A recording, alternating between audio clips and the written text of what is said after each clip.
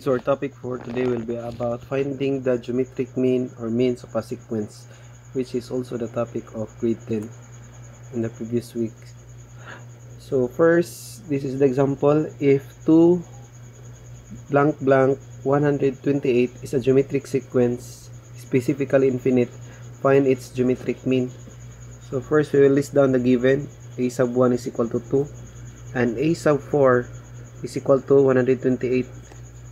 Remember, a sub 2 is blank, unknown, and a sub 3 is also unknown. So that's what we're going to solve, the two geometric means. So we'll write first the formula for finding the nth term, because we need to solve for the common ratio.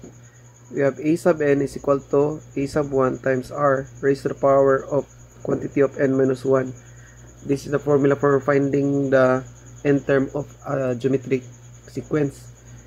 Now we will make use of the given, which is a sub 4. So we will replace n with 4. So a sub 4 is equal to a sub 1. Now replace a sub 1 with 2. Then r, which is the known, raised to the power of n. Again, replace n with 4 minus 1. So the value of a sub 4 is 128. So we will replace it with 128 is equal to 2 times r raised to the power of 3. So we will now divide both sides, have both sides divided by 2. So 128 divided by 2 is 64. 2 divided by 2 is 1. Then r raised to the power of 3. So in order to solve for the value of r, we will have both sides be cube rooted. So cube root of 64 and cube root of r cube. So to maintain equality.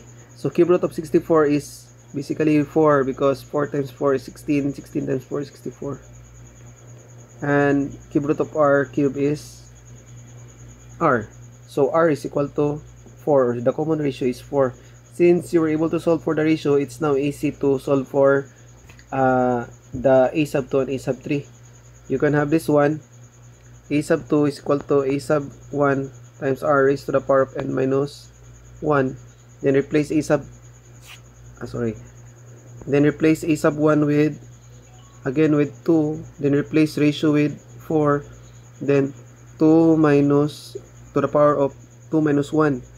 Then a sub 2 is equal to 2 times 4 raised to the power of 1. A sub 2 is equal to 8. Or you can simply just multiply to the first term with the common ratio. So 2 times 4 is 8. Then 8 times 4 is 32. And 32 times 4 is 128. So the geometric means are 8, 8, and 32. Okay, let's have another example. If 5 blank blank negative 320 is a geometric sequence, find its geometric mean. Okay, so supposedly it should be 5 blank blank negative 320, then infinite, it should be infinite sequence.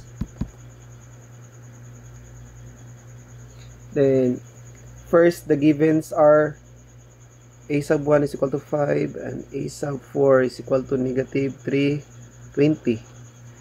So we will write the formula. A sub n is equal to a sub 1 times r raised to the power of quantity of n minus 1. Then we will replace a sub n with a sub 4, r to the power of quantity of 4 minus 1. Replace a sub 4 with negative 320. So a sub 4 becomes negative 320. Then a sub 1 is replaced by 5 r raised to the power of 3. Negative 320 is equal to 5 r cubed. Divide both sides by 5 so that the coefficient will become 1. 320 divided by 10 is 632. Then 32 times 2 is 64. So negative divided by positive is negative. Then negative 64 is equal to r cubed. So to solve for the value for r, negative 64 r cube. We will cube root both sides. So the cube root of negative 64 is basically negative 4. Cube root of r cube is basically r. So the r is equal to negative 4. You can just simply multiply the first term with the ratio.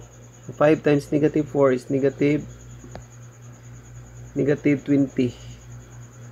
Negative 20 is negative 4 is positive 80.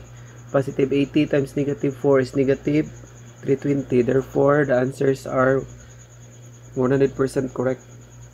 Okay, last example. If 1 blank blank blank 1 over 625 is a geometric sequence, it should be infinite geometric sequence. 1 blank blank blank 1 over 625.